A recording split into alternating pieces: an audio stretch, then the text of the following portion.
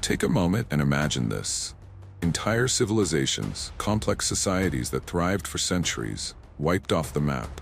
Not by a mighty invading army, not by a sudden plague, but by something far more subtle and far more powerful, nature itself. What if I told you that the climate shifts we talk about today, the rising temperatures and the brutal droughts, have already erased powerful empires from human memory? We're diving deep into the Earth's past to uncover the shocking truth behind lost worlds and their desperate losing battle against an unforgiving environment. Hello, and welcome to Climate's Impact, Uncovering Lost Civilizations. We are surrounded by ruins, the magnificent stones of the Maya, the haunting emptiness of the Indus Valley, the submerged landscapes beneath our oceans. For generations, historians and archaeologists focused on the obvious: war, political decay, and internal strife. But over the last few decades, a new picture has emerged, painted in the layers of ice cores, the rings of ancient trees, and the mud of dried-up lake beds. This picture reveals the true culprit: climate. Climate is not always a sudden disaster. It is a silent, powerful force, a slow, relentless pressure that can wither crops, divert rivers, and ultimately render entire regions uninhabitable. In this journey, we'll expose the hidden history of civilizations that simply couldn't adapt. We'll travel to the arid lowlands of Mesoamerica to see how a decades-long drought turned the great Maya cities into ghost towns. We'll examine the heartbreaking engineering failure at Angkor in Southeast Asia, where magnificent water management systems became liabilities when the monsoon failed. And we'll even sail over the vanished prehistoric land of Doggerland, a whole continent erased by a steady creep of rising seas.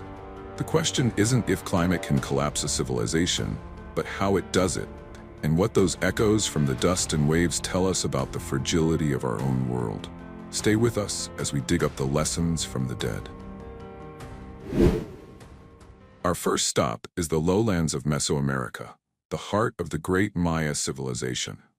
For over 2,000 years, the Maya built spectacular cities like Tikal and Calakmul, masterpieces of architecture and mathematics, capable of supporting tens of thousands of people. They weren't just farmers, they were brilliant environmental engineers. They practiced sophisticated agriculture, built reservoirs, and mastered the complex rhythms of the tropical environment. But this very complexity was built on a knife's edge, utterly dependent on reliable seasonal rainfall.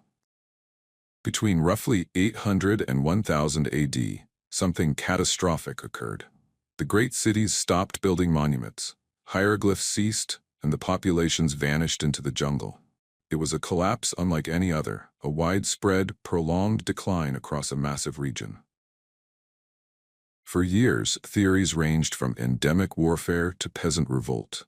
But modern science, drilling into the mud of lakes like Chichankanab and Pitainitsa, has offered a terrifyingly simple answer: mega-droughts. These weren't just bad years. These were decades-long periods where rainfall levels plummeted by as much as 50 to 70%. The evidence, hidden in the layers of gypsum in the lakebed cores, is irrefutable. But climate was only half the story. The Maya themselves had unwittingly prepared the ground for their own demise. To feed their growing populations, they engaged in widespread deforestation. They cleared the jungle to make way for maize fields and fuel the lime plaster needed for their massive temples. This deforestation dramatically reduced the moisture in the local air, reducing the very rainfall they needed, and accelerating the natural drought cycle. It was a devastating synergy: natural climate change amplified by human environmental mismanagement. As the droughts intensified, the reservoirs emptied. Crops failed year after year. The social contract broke. The power of the kings, who were often responsible for communicating with the gods to bring the rain, evaporated. Without food and without faith in their leaders, the people abandoned the great urban centers. It wasn't a sudden death, it was a slow, agonizing abandonment. The people didn't disappear, they simply dispersed, fleeing the dry lowlands for smaller, wetter pockets. The jungle didn't swallow the Maya, the jungle retook what the Maya could no longer sustain. The lesson here is brutal. Even the most sophisticated societies can be terminally vulnerable when their core resource, water, is compromised. especially when they've pushed their local environment past its breaking point. Now let's travel across the world to Southeast Asia, to the Khmer Empire, and the incredible city of Angkor in modern-day Cambodia. Unlike the Maya, the Khmer Empire understood water better than almost any civilization in history. They didn't just adapt to the monsoon, they tried to master it. Their entire civilization revolved around the Tonle Sap Lake and an astonishingly complex system of canals, dikes, and immense reservoirs called barrays. This system, stretching over 1,000 square kilometers, allowed them to control the annual monsoon floods and store water during the dry season, essentially giving them 2 rice harvests a year. Angkor was a civilization defined by water. It was their strength, their wealth, and their spiritual focus. But this elaborate system became their environmental trap. Climate records show that during the 14th and 15th centuries, Angkor suffered from extreme climatic variability. They were hit by a series of severe mega-droughts, similar to the Mayas, that lasted decades. When the barrays ran dry, the entire agricultural engine, the lifeblood of the empire, ground to a halt. Crucially, the sheer scale of the system made it susceptible to the opposite problem: intense, violent monsoons and flooding.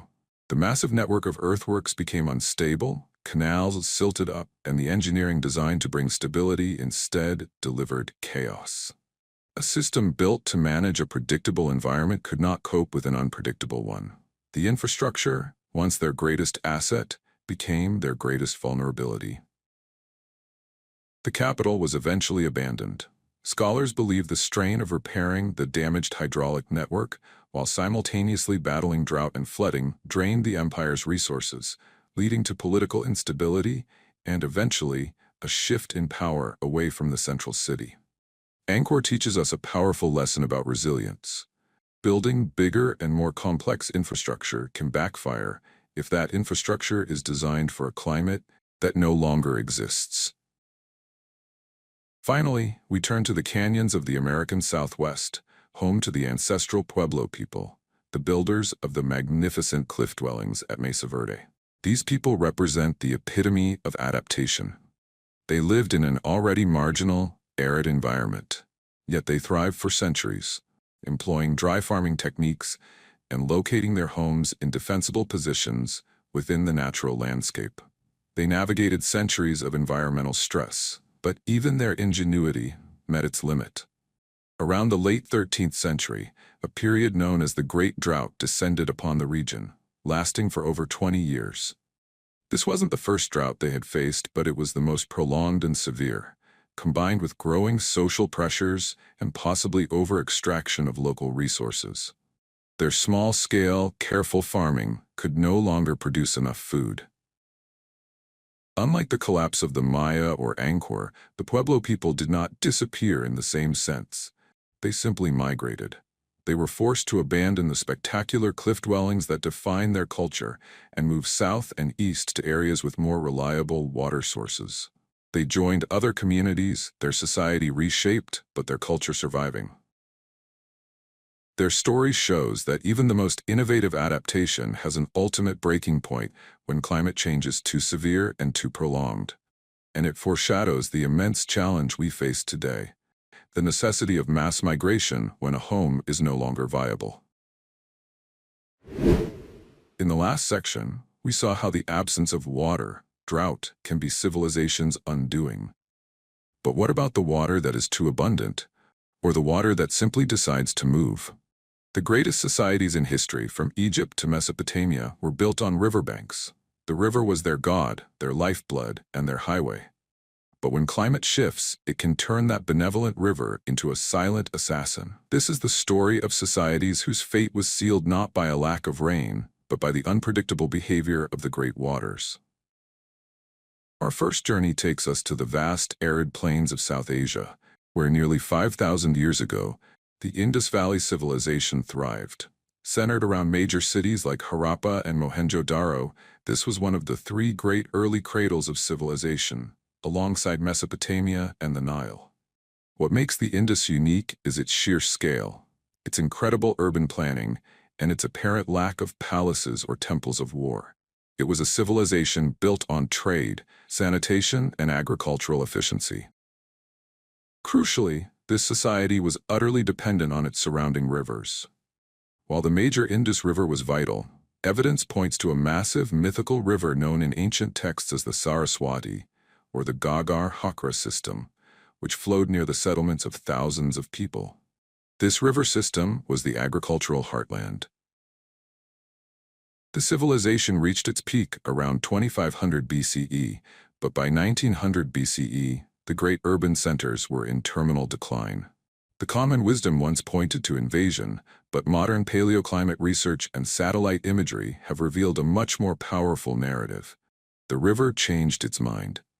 The climate here is extremely sensitive to changes in the monsoon, but also to geological shifts. Over time, subtle tectonic activity in the Himalayan foothills began to slowly reroute the river systems. As the climate grew slightly drier, the vital feeders and tributaries that supplied the massive Saraswati river system were hijacked by the mighty Indus or simply dried up. Imagine an entire agricultural system capable of feeding millions, suddenly finding its primary water source shifting dozens of miles away. The river didn't disappear overnight. It was a slow, agonizing process where the life-giving water literally flowed down another channel. The result was devastating. The centralized control and complexity of the great cities became a massive liability. Unlike the Maya who retreated into the jungle, the Indus people had to retreat from the drying riverbeds. Archaeological evidence shows a massive eastward migration toward the wetter Ganges-Yamuna basin. The cities were abandoned, not destroyed by war, but made irrelevant by the changing landscape. The Indus Valley collapse stands as a profound warning. Your infrastructure is only as reliable as the geography that supports it. A seemingly minor geological shift, amplified by subtle climate drying, led to a complete societal reorganization. A civilization that mastered urban life was ultimately undone by the Earth's slow, unstoppable movements. From the sands of India, we jump to the ice and fjords of the North Atlantic. Our next story is a chilling tale of temperature change and the danger of refusing to adapt. The collapse of the Norse settlements in Greenland. Around 985 AD, Eric the Red led a group of settlers to Greenland during a period known as the Medieval Warm Period. They established two major settlements, the Eastern and Western settlements, and for centuries, they thrived. But their success was conditional. They insisted on recreating Norse European life in a subarctic environment. They farmed barley and raised cattle and sheep, largely ignoring the rich marine resources and the local knowledge of the indigenous Inuit people. Around the 13th and 14th centuries, the climate pendulum swung violently. The Little Ice Age began to set in, dropping temperatures by several degrees. This seemingly small change was fatal to the Norse. The short, marginal growing season shrank to almost nothing. The seas around the settlements froze over for longer periods, isolating them from trade with Europe and making their traditional agricultural methods impossible. Archaeological digs confirm their struggle. The skeletons of the late Norse settlers show signs of severe malnutrition. Their livestock, their status symbols, and their food source were slowly starving. They had access to seals and fish, but their cultural identity, their pride, was tied to being European farmers, not Arctic hunters. They were surrounded by resources they refused to fully utilize, while the Inuit, perfectly adapted to the cold, survived and thrived. The trade ships stopped coming, partly because the route was blocked by ice, and partly because their main export, walrus ivory, was replaced by African elephant ivory in the European market. By the early 15th century, the settlements were completely abandoned. The Norse collapse in Greenland is a profound cautionary tale. They weren't destroyed by a catastrophic event, but by a gradual temperature drop that rendered their imported way of life impossible. They were masters of seafaring, but slaves to their cultural conservatism. The lesson is clear. When the climate fundamentally changes, the most resilient societies are not the richest or the strongest, but the ones who are willing to shed their traditions and adapt to the new reality. We've looked at collapses measured in centuries, where drought and shifting rivers slowly strangled civilizations. Now we must dive deeper into geologic time. We are going to explore a world that existed before recorded history. A world that was erased not by a sudden storm, but by the relentless, millennia-long creep of a single, powerful climate force, sea level rise. This is the ultimate proof that climate has the power to not just collapse a civilization, but to completely obliterate a continent. Imagine the North Sea, the body of water that separates Britain from mainland Europe. Today, it's a vital shipping lane, but for thousands of years after the last ice age, this entire region was a vast, sprawling landmass called Doggerland. It was not a few islands, but a true prehistoric continent. A rolling tundra, covered in forests, crisscrossed by mighty rivers and teeming with life. Doggerland was the home of thousands of Mesolithic hunter-gatherers, a society perfectly adapted to the post-glacial environment. They lived on what is now the seafloor, hunting deer and mammoths, and fishing the ancient river valleys. It was a thriving human habitat, a crucial link between Britain and the rest of Europe.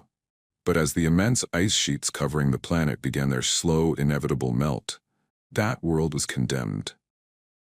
Starting roughly 18,000 years ago and accelerating dramatically around 10,000 years ago, the melting ice poured staggering amounts of water into the oceans. The sea level didn't shoot up overnight. It was a slow, relentless, generational creep. Coastlines retreated, rivers backed up, and the low-lying interior of Doggerland began to turn into marshes, then tidal flats, and finally, open sea. These changes were slow enough for most people to simply retreat inland, abandoning their coastal campsites and moving to higher ground. It wasn't a sudden cataclysm, but a continuous, unyielding loss of territory.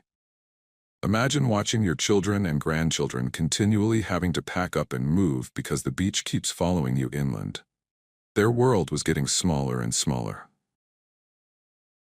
However, Doggerland's end likely had a horrifying climax. Around 8,200 years ago, a massive underwater landslide off the coast of Norway, known as the Storegga Slide, occurred. This slide unleashed a colossal tsunami that slammed into what remained of Doggerland. For the hunter-gatherer communities still clinging to the shrinking landmass, this event would have been an unimaginable disaster. A devastating wave wiping out the remaining settlements and pushing the sea permanently into the deepest valleys. The Storegga tsunami was the final geological eraser, completing the work begun by the warming climate. Doggerland was gone, submerged, leaving behind only the teeth of mammoths and the flint tools of its inhabitants, occasionally snagged in fishing nets today. The discovery and mapping of Doggerland through sonar and archaeological dredging is more than just a historical curiosity. It's a chilling parallel to our own time. Doggerland shows us that climate change doesn't need to be immediate to be lethal. A multi-millennial rise of the sea can destroy nations and erase entire cultures simply by rendering their land unusable. And we don't have to look that far back for other examples. The stories of coastal cities submerged by the slow, hungry sea can be found globally. From ancient settlements off the coast of India to Roman ports in the Mediterranean, low-lying coastal centers have always been the most vulnerable to the oceans. When the water rises, it doesn't just flood. It contaminates freshwater wells, destroys essential ports, and renders rich coastal farmlands permanently salty and barren. The difference between Doggerland's people and us is speed. Doggerland was lost over 8,000 years. We are potentially looking at similar sea level changes compressed into just a few centuries. Think of today's most vulnerable regions, the low-lying islands of the Maldives or Tuvalu, the huge river delta cities like Dhaka or Jakarta. These places with millions of inhabitants are today's Doggerlands in waiting. They are already facing increasing salinization, intensifying storm surges, and the slow, inevitable creep of the ocean. We have the technology and the scientific understanding to see this coming, a luxury the Mesolithic people did not have. But do we have the political will or the societal resilience to manage the inevitable mass migrations and economic disruption that come when the sea claims its territory? The bones and tools of Doggerland's inhabitants, recovered from the cold seabed, remind us that the current threat isn't hypothetical. It is geological reality. The oceans obey no borders and respect no human infrastructure. We must internalize this lesson. The vast, silent world below the waves holds the history of our potential future, a future where human civilization is judged not by its ability to reach the stars, but by its ability to manage the very water on our planet. We've traveled from the parched earth of Mesoamerica to the freezing fjords of Greenland and the sunken plains of the North Sea. We've seen ruin after ruin, each one whispering the same fatal word: climate. But how do we know for sure? How do we distinguish between collapse caused by invasion or internal strife and collapse caused by a relentless shift in the environment? This is where we step into the laboratory and become historical detectives, using scientific tools to read the Earth's own ancient diary. Our primary evidence comes from the most unlikely sources. First, we have the ice cores. Scientists drill miles deep into the ancient ice sheets of Greenland and Antarctica. What they pull up are frozen cylinders of time. Within those layers, tiny air bubbles are trapped, atmospheric samples from tens or hundreds of thousands of years ago. By analyzing the chemistry of the ice and the gases, we can reconstruct ancient temperatures and atmospheric composition, giving us precise data on warming and cooling trends that affected the Norse in Greenland. Next, we look at the tree rings, a technique called dendrochronology. Trees are nature's perfect chronometers. During wet, healthy years, a tree grows a wide ring. During lean, dry years, a drought, the ring is narrow. By cross-dating living and dead wood, scientists have created chronologies spanning thousands of years, giving us annual, localized rainfall data. These rings are the very proof that confirmed the intense mega-droughts that strangled the Maya and the ancestral Pueblo people. We also turned to the Earth itself. When we drilled into the dried-up Maya lake beds, we found layers of gypsum and calcium carbonate. These minerals only form when water evaporates rapidly during intense dry periods. Their presence and thickness directly measure the severity and duration of the droughts. And finally, we analyze pollen and cave formations, speleothems. Pollen, preserved in lake mud, reveals which plants thrived and which disappeared, showing us local changes in vegetation due to rainfall. Speleothems, stalactites and stalagmites, provide continuous records of past rainfall, as their growth rate and chemical composition are directly tied to the water dripping through the rock above.